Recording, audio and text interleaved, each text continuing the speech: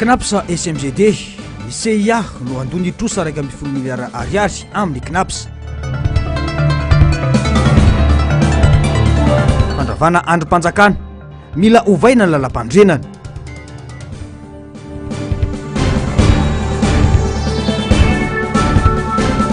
Vondrona parlementaire tsy miankina malomevana ny famadiany ireo député palitao ny fanapahana navoaka ny HCC. Manatitra ny fiarabana tompokilasy sy tompoka vavy tonga soa indray ato anatin'ny fotoanan'ny fampahalalam-baovao eto amin'ny fahitalavitra MBS manasa ny mampanajana ary izay anaraka ny vaovao hatramin'ny farany. Fa kajy ny firenendehibe fa tsy fahantranana no nanonganana ny fitondranana ravalomanana ny taona 2024 hoy ny sekretera jeneraly ny antoko tiko Madagasikara androany. 12 taona aty aoriana efa tsy eo amin'ny fitondrana intsony ny antoko tim. Mbola iarany fanenjena ihany ity antoko ity. Tsy ampiematra ny antoko amin'ny tarigetra tiana ho apetraka sy hotratrarina ho an'ny firenena izany raha ny fanazavan'ny sekretera jeneraly ny antoko atrany ny Antsipriany izay eo amin'ny sary sy ny ratsariny tahiriny aina. Anangana firenena vanona mpanangana fa tsy mpandrava tsy ampiematra ny tiko Madagasikara amin'ny tarigetra napetrana ho an'ny Madagasikara. Ireo fanaratsiana sy ny fanenjena amin'ny selulany eny anivony tambajotra sosialy tato ato. Tokony tsy hataitra ireo mpikatroka sy ny mpanaradiany koa izany hoy ny sekretera jeneraly ny antoko tim. Voalohany aloha dia tokony fantarina hoe iza le manaratsy, inona ny antony fanaratsiana ataony. Raha ny zavatra misy rehefa miongana ny TGV dia tsy misy afa-tsy ny antoko tim, ny antoko matanjaka indrindra zao mijoro eto satria ireo ny protagoniste tena hoe ny faninana teo. Ary rehefa ny tim matanjaka dia mpitarika aza ny antoko tim izany ny filomarika ravalomanana. Dia betsaka ireo tsy tia an'izay fisongadinan'ny antoko tiko Madagasikara sy ny filomarika ravalomanana ireo dia manao izay fanaratsiana isan-karazany. Fa ny tsara homariana hoe mba misy mpanaradia ve reny mpanaratsy reny, sa dia isy tenany ihany no manaratsy dia miteny an'izay fomba fanaratsiana rehetra. Fa ny antoko tiko Madagasikara sy izany filomarika ravalomanana izany dia maro mpanaradia izany, be dia be ny mpanaradia satria mbola mahatsiaro ny fomba ny tantanan'ny filomarika ravalomanana ny firenena izay nametraka ny firenena tamin'ny toerana tsara indrindra tamin'ny mpitondra ny fandimby rehetra teto Madagasikara. Dia zay ihany koa no anisany tsy zakany toko hoe olona sasatsasany izay antsoantso ny vahoaka sy fiandrandrana sy ny fanantenan'ny vahoaka izay mahatonga ny olona hafa andeha hanaratsy. Maro ireo marodrefo manapirofo fa tsy nisy nahavitany vitany antoko tim sy ny filoha ravalomanana nandritra ny fotoam-pitondran'ny firenena ireo mpitondra rehetra nandimby azy. Tsy resaka ambava fotsiny izany fa marodrefy iraisampirenena ho iatran ny sekretera jeneraly ny antoko tim. Nandroso ny firenena niarahana ny ainy izany ny indicateur izay tsy hoe Madagasikara rery no mampiasa ny indicateur fa international no afaka mamaly an'izay. Tamin'ny fotoana nitondran'ny filomarika ravalomanana niavo indrindra ny tahan'ny arikarena faobe teto Madagasikara. Raha ny tahan'ny fampidirana mpianatra anisan'ny tsara indrindra izany ny fampiroboroboana ny tontolo eny ambanivohitra sy ny fanamboarana ny lalana dia anisan'ny tsara atoko hoe tsara indrindra tamin'ny fotoana nitondran'ny filomarika ravalomanana. Ny laharana nisy ny firenena tamin'ny filaharan'ny firenena araka ny harena misy azy sy ny arikarena faobe hoe ny firenena mahandro indrindra eran-tany dia anisan'ny firenena taty Afrika tanantany amin'ny londohan'ny tany ny firenena malagasy. Ankehitriny moa ny tanany rambony ny firenena mahandro indrindra ny Madagasikara. Dia zany indicateur rehetrarehetra zany tsy hoe tononona fotsiny izany fa ny ainan'ny vahoaka malagasy zany misy fiatraikany amin'ny fiainan'ny vahoaka malagasy satria zay no marodrefy ny hafahana, zay ny fiainan'ny vahoaka malagasy sy ny zavatra vita ny nahafahana nanangana n'izay marodrefy zay. Ka noho izany dia mbola betsaka ny vahoaka indrindra ny tatsahany ambanivohitra rehetra any ny mpampiasa ny lalana ny ray aman-dreny mahatsiaro an'izany fitondran'ny filomarika ravalomanana izay ny mahatonga azy mbola be mpanaradia mandrakitiny androany satria tsy ho adin'ny olona izany ary tsy ho voafafa teto amin'ny tantaran'ny firenena. Tsy ny fahantram-bahoaka no antony fanonganana ny filomarika ravalomanana teo amin'ny fitondrana ny taona 2024. Kajy ny firenendehibe izany noho ny fahitana ny fahasahiny Madagasikara teo amin'ny sehatra iraisam-pirenena nisy olona nanaiky natao fitaovana na mitena ny dingana vitan'ny firenena sy ny mponina ao aminy raha ny fanazavana atrany. Niongana izy tamin'ny 2024 tsy ny vahoaka malagasy izay nitsitraka ny fandrosoan'ny Madagasikara sy ny asa vitan'ny Filomarka Ravalomanana no nanongana azy. Fa fantatritsika tsara hoe tena efa nanana ny toerana maha izy azy ny firenena malagasy. Raha hanao parenthèse kely fotsiny anisan'ny tena hoe firenena matanjaka voananana fiaramanidina zany ny firenena tany. Ary ny ankehitriny ary fa efa nanomboka nanana an'izany Madagasikara tamin'ny 2009. Jereo moa ny Hermad zao na ny firenena mihitsy tsy manana fiaramanidina tsony fa manofo fa tamin'izany firy ny fiaramanidina ny firenena malagasy ary ny filoham-pirenena tamin'izany mba ho reharehan'ny malagasy manana fiaramanidina manokana mihitsy ary tiana ho tenenina ao anatin'izany dia ny hoe efa nanana ny toerany maizy azy Madagasikara, efa nilahatra tamin'ny firenena manana ny maizy azy taty Afrika sy manerana nyzao tontolo zao mihitsy. Ary efa nanomboka nisy ny fifandraisana tamin'ny Afrika iray manontolo nanomboka tao amin'ny fidiran'ny Madagasikara tao anatin'ny SADC izay ampisandratra ny Afrika iray manontolo ihany koa dia mazava ho azy misy ny firenena lehibe izay mieritreritra ny ifehan'ny Afrika ifehan'ny Madagasikara tsy mahazaka an'izany fahaleovan-tenan'ny firenena malagasy zany dia manirakolona anongana ny fitondrana dia nanongana ny fitondrana tamin'ny fotoan'andro mba hahafahana indray mamerina ny Madagasikara hiankin-doha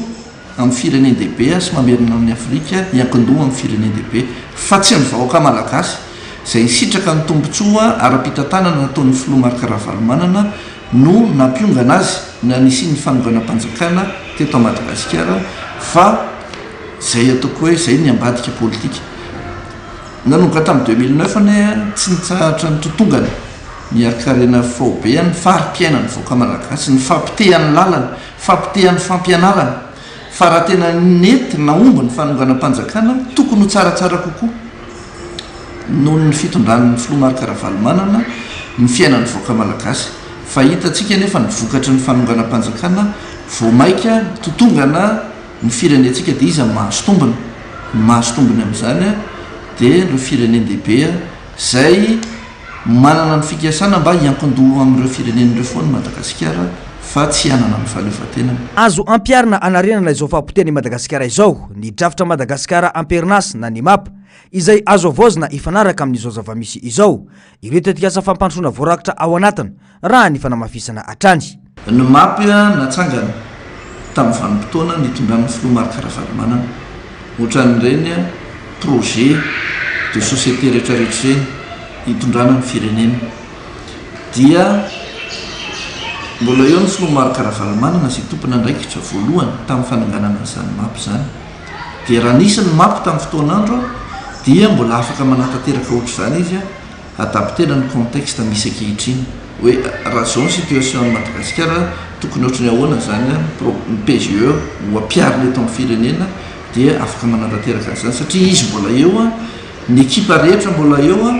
dia tsy misy sakana tokony tsy ahafahana manao misazorana zany. Raikitra ao am-pony malagasy maro ny asa vitany Filomarka Ravalomanana na dia 70 taona ny aza no tsy nateo amin'ny fitondrana azy intsony. Maro ireo malagasy no mangetaeta sy miantsony iverenany eo amin'ny fitondrana hatramin'ny androany. Raha tsy aivina tokoa mantsy dia tafiditra ao anatin'ny fiodinana faharoa foana ny kandida natolotry ny Antoko-Timy nanomboka tamin'ny taona 2014 izay fifidianana taoriny ny fanonganam-panjakana ny taona 2014 ary ny kandida ho an'ny antoko nanongana tamin'ny zara fotoana no ny faninana taminy. Ny farany teo tsy nandray anjara ny Antoko-Timy saingy mbola nahazo vato ambony ary nitazona ny larana fahatelo ny kandida natolony.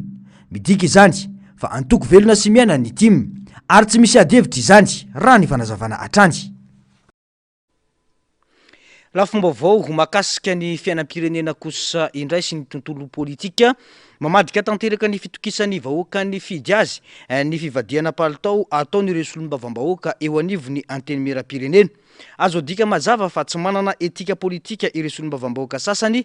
ka mora mivadika palitao hoy Eliara Bevahiny. Manoana izany fivadiana palitao izany ny fanapahana izay navoaka ny fitsarana avo mba lalam-pandrenana omaly hoy ihany ny faneho-kevitra ankilany. Nanamafy ny filohan'ny anteny miram-pirenena fa ara-dalàna ny fangatahana fananganana vondrona parlementaire maleo tena. Manana ny maro anisa ihany koa eo anivon'ny anteny miram-pirenena ny fitondrana amin'izao fotoana izao. Ny antsiprian'izay tateriny Narcisse Karazafy eo amin'ny sary sy ndratsariny mbola avatsara.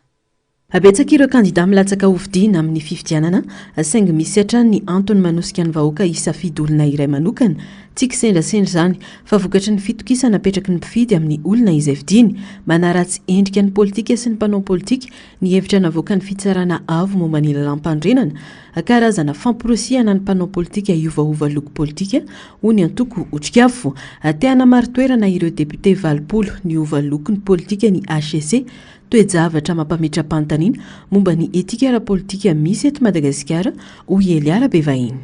Ny zavatra mahavariana aloha voalohany amin'izany resaka izany dia ny hoe ny HCC indray ve zany no ampiriska ny solombavambahoaka sy ampiriska atsika manakavy amin'izay ilay tsy fanarahan-dalàna zay satria ny antony lizange mazava hoe be dia be ny mpilatsaka hovidiana fa maninona ny olona no nisafidy an'iny loko na antoko anankiray iny everina hoe misy antony ny zavatra sahala amin'izany. Ary ny faharoa ihany koa dia ny hoe le izy zany tena mbola manampivoafo sy manamafy mihitsy an'le hoe manaratsy endrika ny fomba fanaovana politika iren'ilay avy navoaka ny HCC ireny satria mandraky nefa te anao zay tiany atao lay solombavambahoaka rehefa tonga ny tonga eo anivony eo anteny miram-pirenena mbola apirisian'ny HCC ihany koa zany tamin'ny alalan'ity avy navoaka nytika ohatrany manahirana ihany zany no mitazana n'ilay raharaha. Manao izay iverin'ny famasoa azy manokana ny mpanao politika amin'izao fotoana indrindra ireo olom-boafidy na dia mifanohatra amin'ny sitrapon'ny vahoaka ny fidy azy zany raha sendra misafidy député iray anefa ny vahoaka ao anatin'ny distrika iray dia tokony tsy hivadika amin'izany fitokisan'izany io solombavambahoaka io ho hiatrany ny fanamafisana. Akoatra izay miantso ny iverenan'ny filoham-panjakana amin'ny heviny tamin'ny volana oktobry Eliala Bevahiny dia ny andravana ity androm-panjakana ity sy ny tsy ametrahana fitokisana amin'ireo solombavambahoaka mpamadibadika palitao ireo. Fa le izy koa nefa na misy hoe resaka lalàna na tsy lalàna iverina hoe le fomba fanaovana politika mihitsy zany eto amintsika tsy misy na dia minimum na etika ary zany amin'ilay fomba fanao politika fa mandresy lahatra ny vahoaka fotsiny manao zay alanina dia rehefa tonga ao anivon'ny anteny miram-pirenena rehefa aveo dia afaka mitsipadolaka ny tana ozy izy ny malagasy na afaka manipaka n'le vahoaka ny fidy azy fa arakaraka ny tombontsoa zany no andraisana fanampahan-kevitra sy anaovana safidy politika rehefa tonga ao amin'ilay anteny miram-pirenena koa zay manahirana ny tranga sahala amin'izany na tsy resaka lalàna ihany koa ary tsika dia tsotra be le izy hoe le izy ane mato ny vahoaka amin'ilay distrika anankiray zany nanankina safidy tamin'iny inona resy lahatra azy zay zany le izy dia everina hoe mba tafahoatra kosa ny zavatra sahala amin'izany le fivadiam-pitokisana atao amin'ny vahoaka amin'izay lafin'izay ny zany rehetrarehetra zany ho an'ny endrikafo dia mbola manamafy foana hoe le filoham-panjakana aveo zany amin'izao fotoana izao dia anankina atoko hoe anankina fitokisana amin'ireo lay solombavambahoaka lasa tapitapoka teo milaza fa maro anisa manohana lay filohan'ny fanavozana amin'izao fotoana izao dia izany zavatra izany koa dia mbola manamafy hatrany ho an'ny otrikafo hoe zay ny tokony iverenany ny filoha amin'izao fotoana izao amin'ny fanapahan-keviny tamin'ny faha 12 ny volana oktobra ka handrava an'io anteny miram-pirenena io fa tsisy ninina azo antenaina amina solombavambahoaka sahala amin'izany. Ankilany nanambara ny filohan'ny anteny miram-pirenena fa nisy fiovana teo anivon'ny androm-panjakana ity atao ry ny fikasan'ny filoha teo aloha Andry Rajoelina andravany anteny miram-pirenena araka ny fanazavany mananjo anangana vondrona parlementaire maleo tena ireo député niala tamin'ny vondrona politika ny avy zo ara-dalàna omen'ny fitsipika mifeny anteny mihery zany ary tsy mifanohitra amin'ny lalam-pandrenana na ny lalàna mifeny fahefana mpanao lalàna araka ny fampafantarana navoaka ny HCC omaly na mafisy ny filohan'ny anteny miram-pirenena moa fa manana ny maro anisa entsimbazaza ny fitondrana mijoro amin'izao fotoana izao. Ka izay indrindra no nahatonga nanontany amin'ny tany amin'ny HCC hoe ahoana ireto satria be dia be zareo any amin'ny 80 ny isany dia nisy fangatana nataon'zareo hoe zareo anangana groupe parlementaire de alohan'izay de voatery ny tenako nanontany any ACC ino moa ny valy mazava tsara tsy azony zareo atao no miditra anatin'ny groupe politika zay fefamergiste sy antoko politika fa afaka kosa ry zareo manangana an'izay groupe parlementaire zay izay indépendant fa tsy mbola inscrit any amin'ny intérieur. Raha tsy haivina taorian'ny fikasan'ny filoha teo aloha andravany anteny meram-pirenena ny gropaka ireo solombavambahoaka ary niroso tamin'ny fitsipaham-pitokisana natao tamin'ny filoha teo aloha io ny 20 oktobra 2024 nanao fanambarana ireo solombavambahoaka voafidy tamin'ny anaran'ny Irmar sy ireo maleo tena sasantsasany fa manohana tanteraka ny filoham-panjakana ny kolonely Mikael Randrenirina ary izao no mafisy ny filohan'ny anteny meram-pirenena izao fa manana ny maro anisa manohana azy ny fitondrana ankehitriny tsy naneho hevitra mikasika ny fananganana vovonana isiny izay maro anisa manohana ny fanjakana izay moa ny HCC satria tsy voarafitry ny lalampandrenana izany. Fa ny vahoaka no izaka ny vokatry ny fanapahan-kevitra diso hoy ny solombavambahoaka Fidèle Razarapiera manoloana ny antsoantso sy ny fitakiana ireo mpisehatra politika sy ireo mpanaraka andraram-pirenena ny amin'ny andravana ireo androm-panjakana mijoro. Tokony ho fantatry ny rehetra nefa hoy ity olom-bofidy ity fa tsy tonga ho azy ny fanapahan-kevitra tsy hiala amin'ny lalampandrenana. Firenena efa bokatrosa no sady tsy manam-bola ka tsy tokony amporisihina iditra amin'ny sazy iraisam-pirenena intsony. Hoy ny fanazavany tato-baovao eo amin'ny saritry ndratsariny tahiriny aina. Raha te handrava androm-panjakana isika te hanova izao zava-misy izao dia ny lalampandrenana no mila ravaina aloha.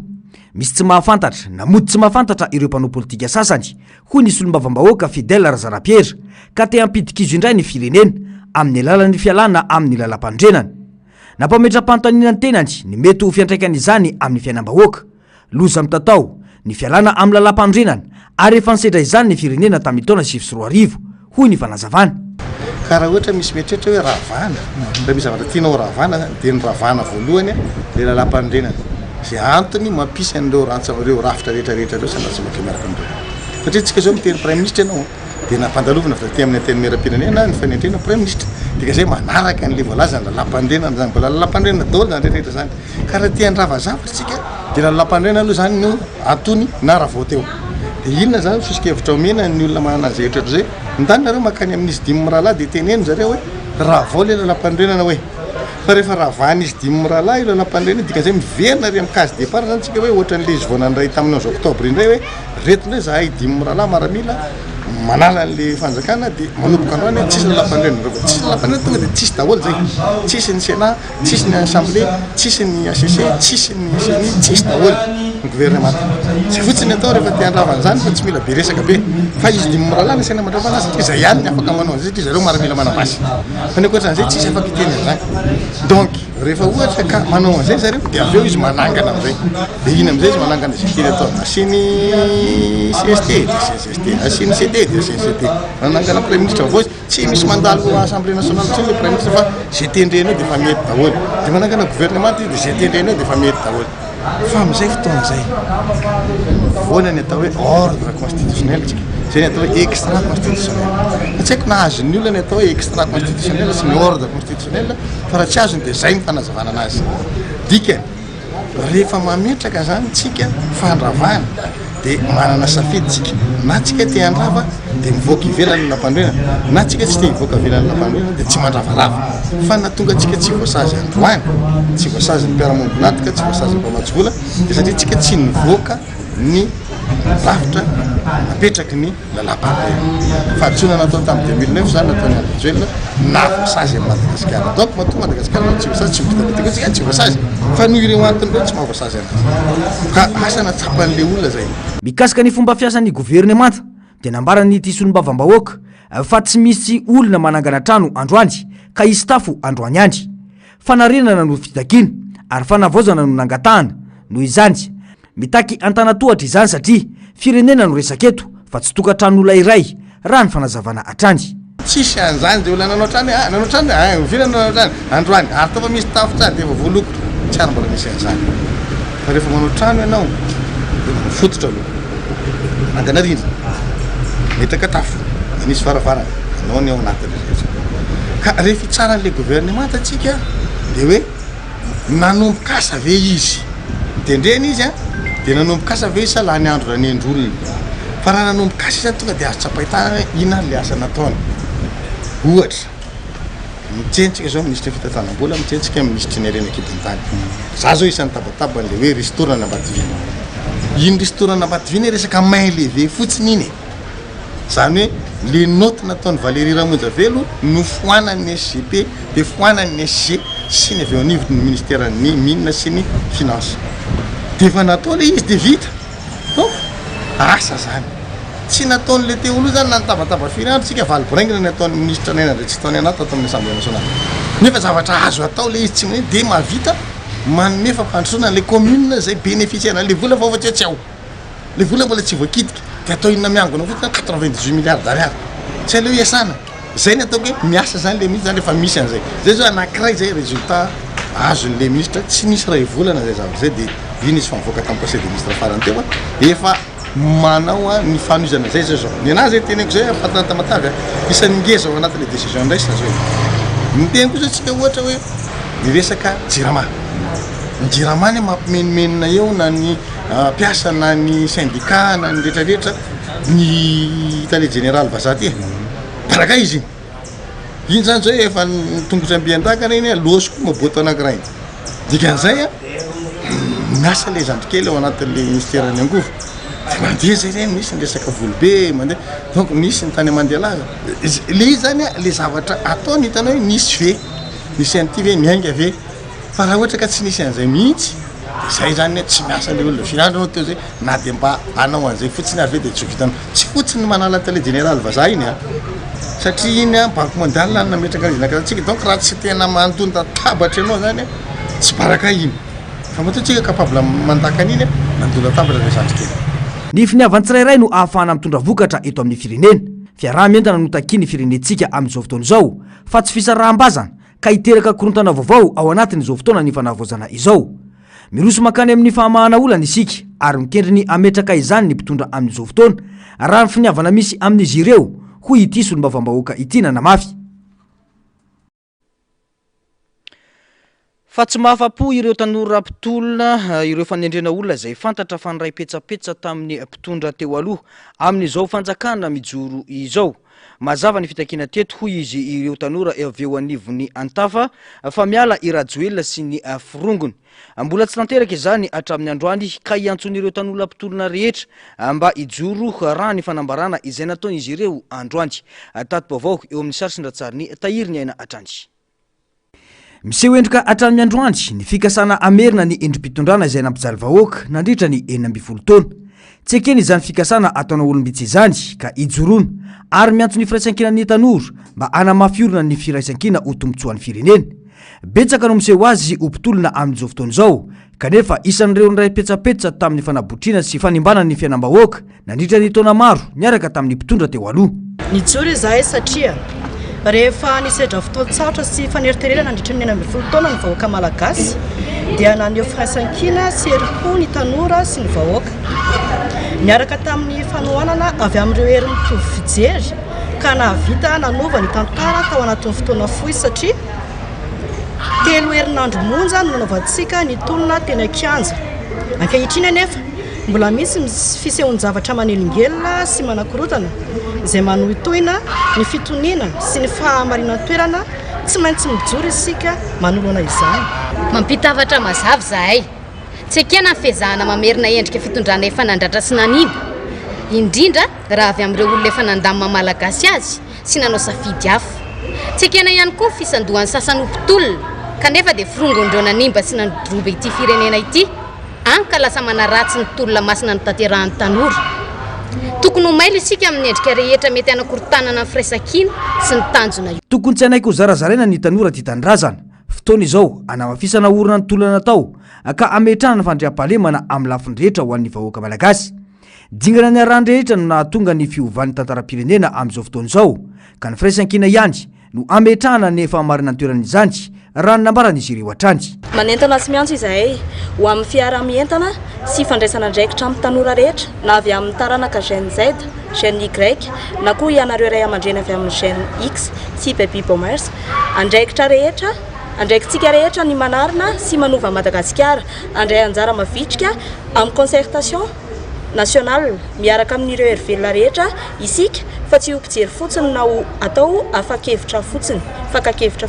ho fanamafisana amin'ny fanambarana nataon'ireo fikambanana tanora teny amin'ny kianjankanto tamin'ny alarobia 10 Desambra lasa teo tsy anakitsony ny fiezahana anadio endrika ireo mpanao politika maloto amin'ny alalan'ny saritsarina fifamelana anaronana sy ny tsy nety natao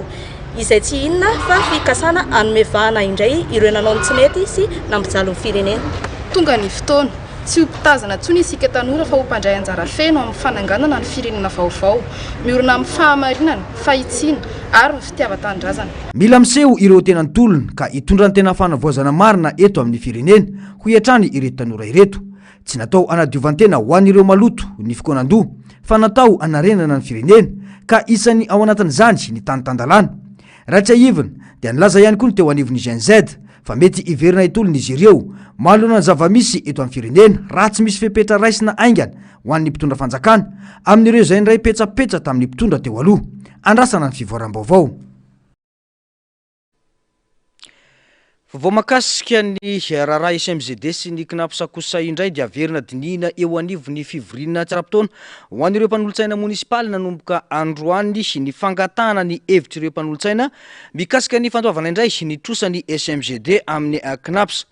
Trosa amin'ny tetina 1.10 miliara ariary hatramin'ny taona 20 sy 20. Toe-javatra izay tsy azo ekena hoy ny mpanolontsaina Clémence Raharnirina. Ahina nefa ny andaniny ireo mpanolontsaina munisipaly izany ao anatin'ny fivoriana izay ahatra 3 andro eo anivon'ny commune Antananarivo renivohitra izao raha ny fanazavana hatrany. Tato-baovao ny Narcisse Karazafy eo amin'ny Sarsindratsarin'ny Ambola Avatsara. Isan'ladinka goavana hodiniana ao anatin'ny fivoriana tsy ara-potoana ny mpanolontsaina munisipaly eo anivon'ny commune Antananarivo renivohitra ny mikasika ny raharaha SMGD fantatra mantsy fanampidirin'ny mpanatanteraka ao anatin'ity fivoriana ity ny famerenan'ny commune ny trosan'ny SMGD izay mitetina 20 miliara ariary isan-taona manomboka amin'ny farany volana janoary 20 sy 20 avy izao nambaran'ny mpanolontsaina Antananarivo Clémence Raharnirina fa tokony ny bentanana teo aloha naka io trosa io no mandoa azy fa tsy ny commune no ampabena trosa sosikevitra araka izany ny amerenana ny asan'ireo orinasa ireo eo anivon'ny commune ary ireo mpitantana teo aloha no manefa ny trosa. Inona nefa ny zava-misy amin'izao fotoana izao ampidiry ny mpanatanteraka ato amin'ny conseil municipal indray ny fitrosana vaovao. Tsy hoe fitrosana vaovao fa atao hoe fandoavana trosa vaovao indray zany. Fandoavana trosa vaovao zany hoe amin'le vola ambony tsy voaloha io zany dia mieritreritra zany le mpanatanteraka fa andoha 120 millions d'ariary isa-taona anefana ny trosan'ny SMGD. Zay zany le resaka ao anatin'io ka ny fanontaniako dia tsotra. Raha 120 millions d'ariary zany eritrereto fa manodidina 5 milliards d'ariary 6 milliards d'ariary zany rehefa atambatra ny 48 mois jusqu'hatramin'ny 2029 zany dia mbola mandoa trosa indray zany aloha ny eto anivon'ny commune amin'ny alalan'ny SMGD. Iza moa naka le vola tany amin'ny SMGD mpitantana teo aloha aiza le mpitantana teo aloha tsy tanina lehany satria ny enjehan'ny fitsarana inona ny vahaolana tsotra rehefa voamarina fa meloko io mpitantana teo aloha io seziseo fananany fa izy naka ny volan'ny knapsa fa aoka tsy volan'ny commune aoka tsy ny volan'ny commune amin'ny alalan'ny SMGD no andeha ho alaina dia iny ny andeha ho apabena trosa indray an'le commune efa mantra. Sahirana arabola ny commune raha ny fanamafisana mila mitady vola 700 tapitrisa ariary ahafahana mandoa ny prime ho an'ireo mpiasa amin'izao volana desambra izao raha ny fanazavana trano kanefa dia mbola hiditra andoha ny trosan'ny SMGD amin'ny knapsa indray. Io zao mibeny tanàna miteny hoe 700 millions d'ariary no ohatrany hoe volambola tadiavina sa hoe inona hoe misy zavatra tsy ampy sy ny sisa iny karama efa voalovany andoavana prime mampiasa tsisy 700 millions d'ariary zay ny resahany teo ka ahoana moa ny ahafahanao mahita 700 millions d'ariary ko vola ato raha alefanareo any amin'ny SMGD dia io indray koa mbola alefa indray koa andoavana trosan'olona ry amin'ny anina ry dia za manokana mampanolontsaina ny tanàna sarotiny amin'izany ahoana no anekenan'izany hoe apabena trosa indray ilay commune satria raha asianao mandoa trosa dia ohatrany apabenao trosa ihany izy zany rehefa mbola asianao mandoa trosa raha ny tena marina raha ny fifanarahana teo amin'ny CUA sy ny SMGD sy ny CNAPS zay nataony tany a dia raha ny tokony ho izy tokony tapitra tamin'ny fepitaona ny elan'ny lehibe ny tanàna teo ny trosa hoe cadrena tsara ao anatin'ny fepitaona esa amabe ny tanàna anazy tokony tapitra 2025 na 2025 zao zany mbola mitoy indray hatra amin'ny 2029 ahoana moa zany ahoana no aneken'ny mponina Antananarivo an'izany ahoana no aneken'ny mpiasan'ny commune urbaine Antananarivo an'izany amiko zany raha toka zany no ekena dia mazava be fa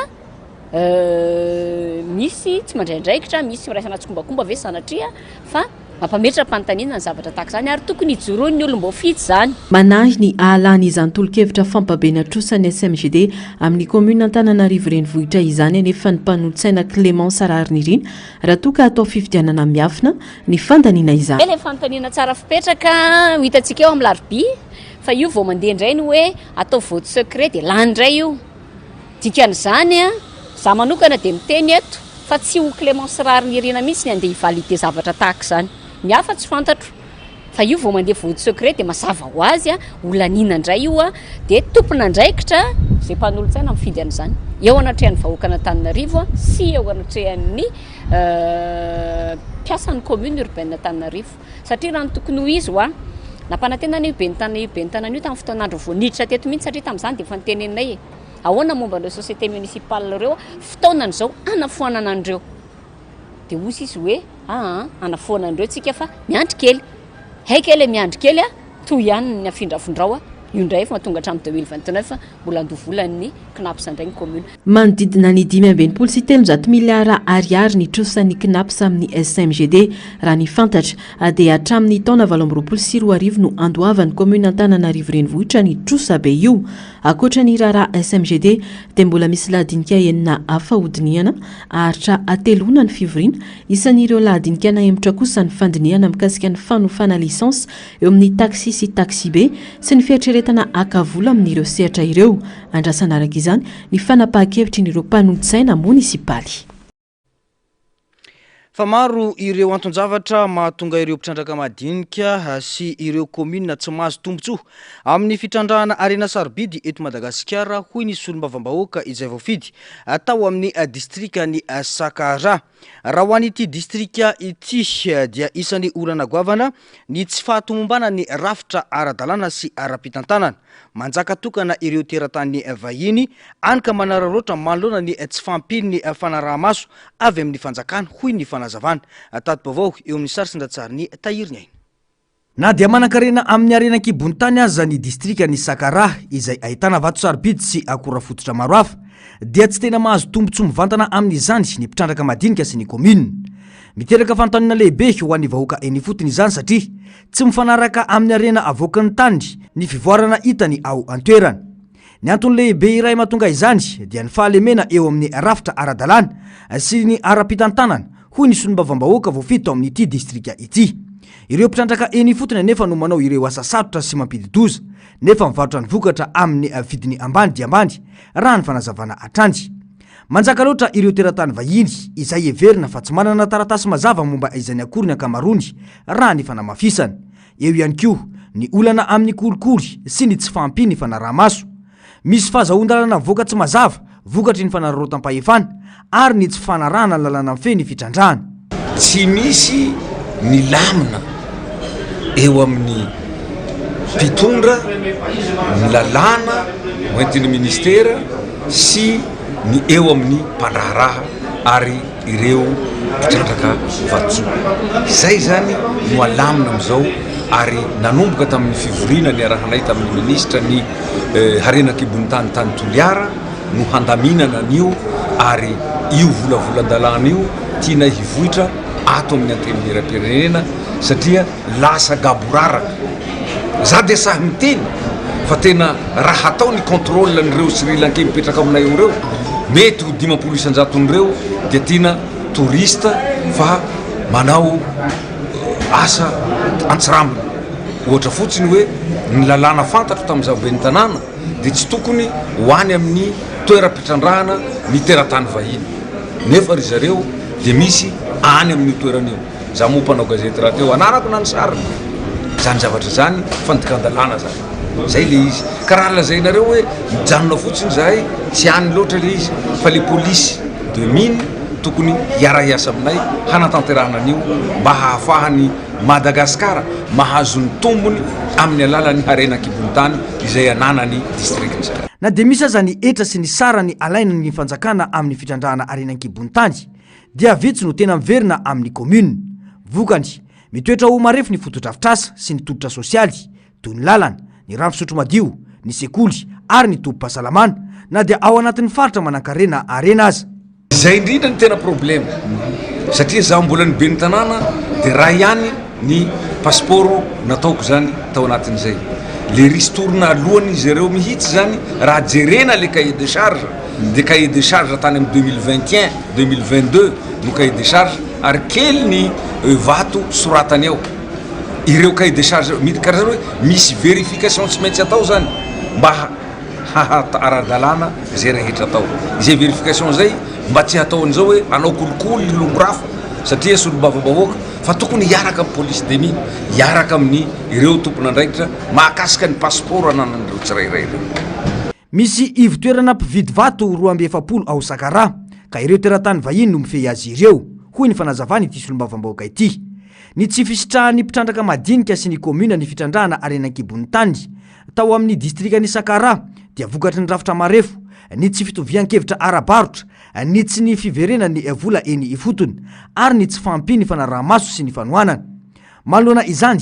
ilaina ny fanavozana lalina ny fitantanana ny harenan-kibon'tany mba ahatonga azy ho tena loharanom-pampandrosoana maritra ho an'ny vahoaka sy ny commune tompon'ny tany hitrandrahana ho iatrany ny fanazavana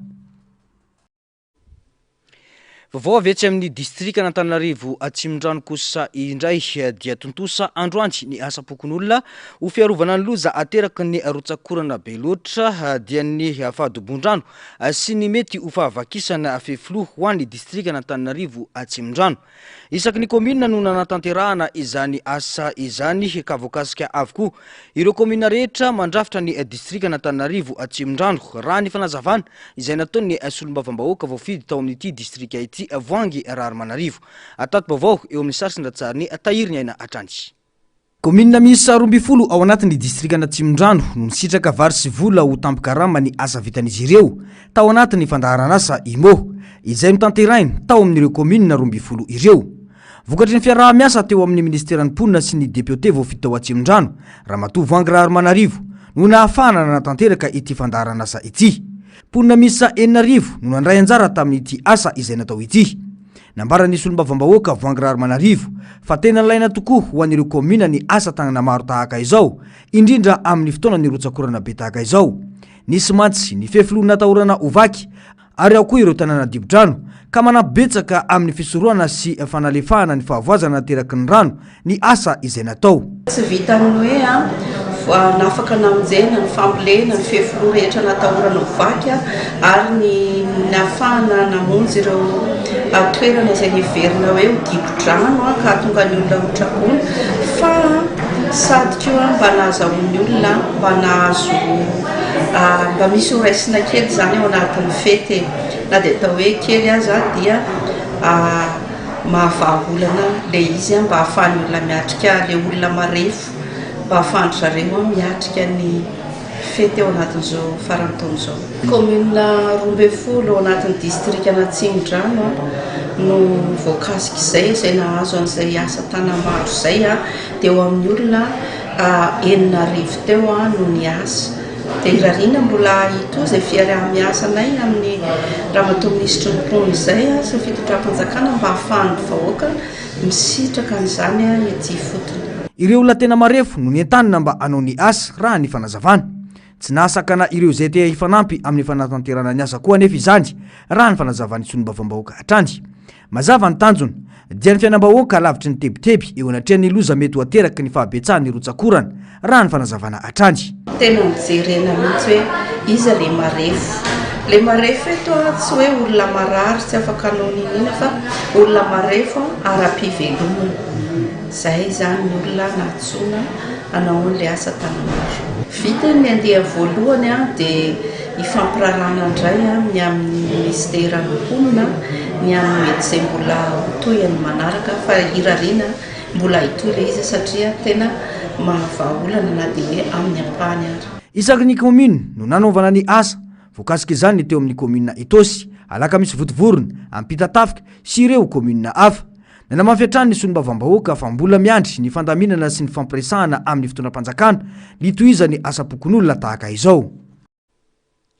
Mbola manodidina ny vaovao tahaka izany hatrany dia nanamafy ny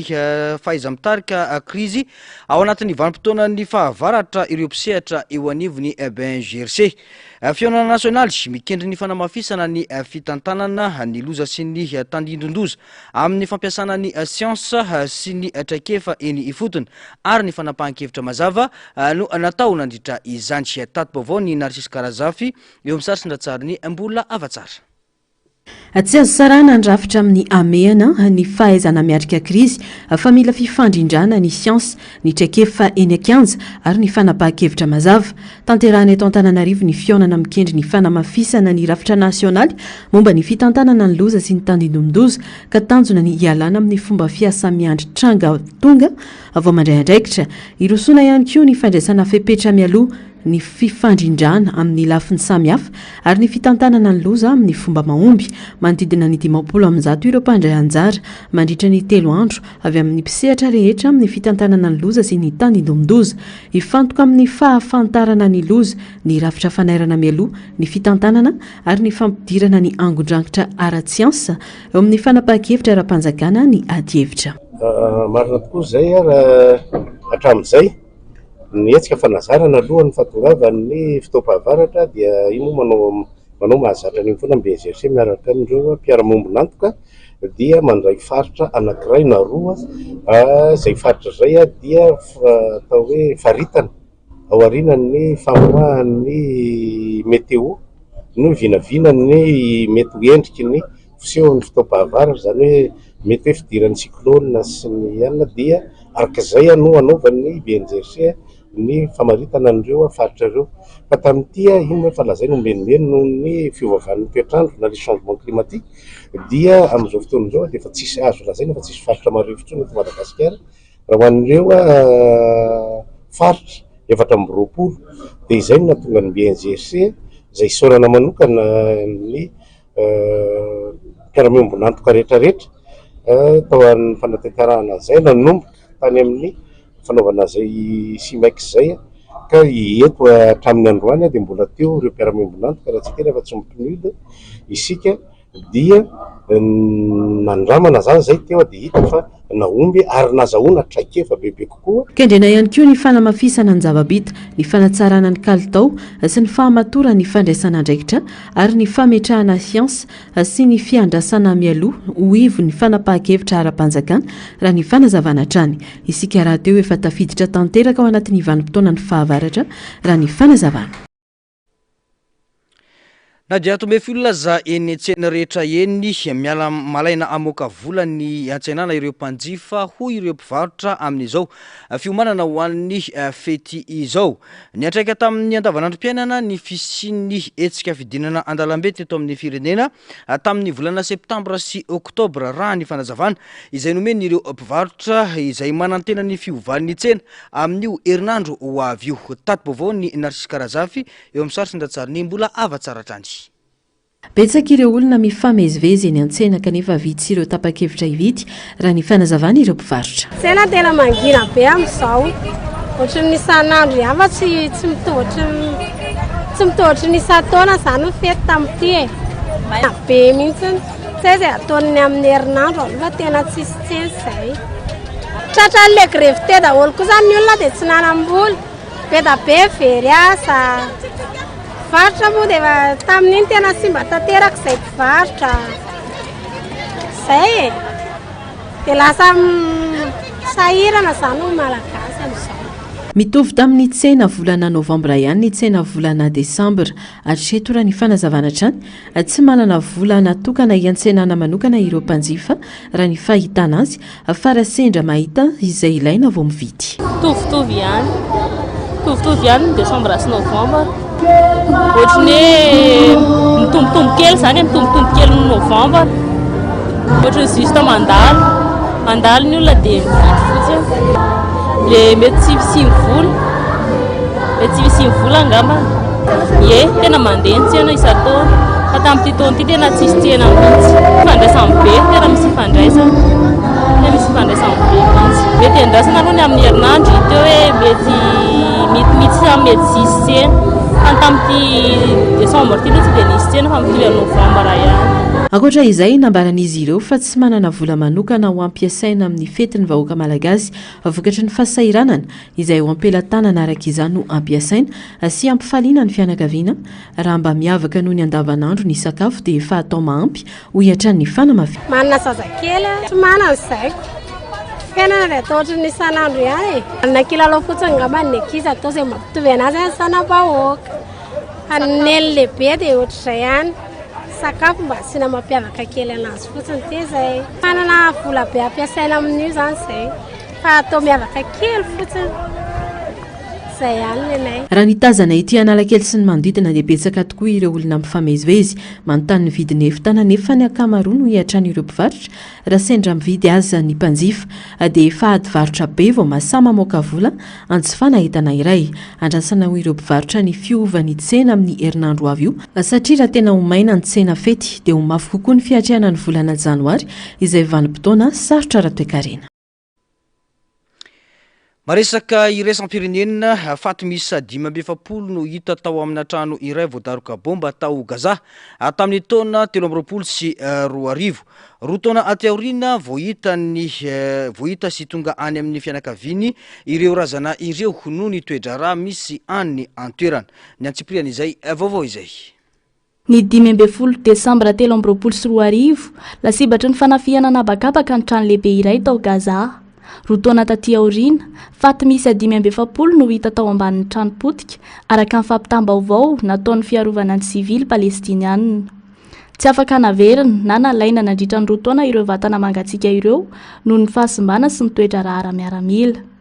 Araka ny fanazavana efa potika tanteraka ireo razana ireo ka tamin'ny alalan'ny fitafiana no nahazona nanavaka azy ireo. Nambarany fianakavian'ireo maty fa olona maherin'ny 100 no tao anatin'ilay trano tamin'ny fotoana nitrangan'ny fanafiana. Ratsaivina, roa volana tao aorian'ny fanafiana nataony Hamas tamin'ny 7 Oktobra 2020 izay nahafaty olona 209 fanafiana natao tamin'ny fomba fianam-bibiana sy fandripahana ary natonga fakana takalinaina misy 150 ity tarika bomba ity izay mitarika ny ady ao Gaza mbola mitohy hatramin'izao. Ny 10 Oktobra 2020 nisy fifanarahana ametrahana fandriampahalemana ao Gaza saingy tsy naharitra izany ka nitohy ny fifandonana. Mitaky ny famerenana ireo takalinaina mbola tsy tafavenan'ny Gaza Israely.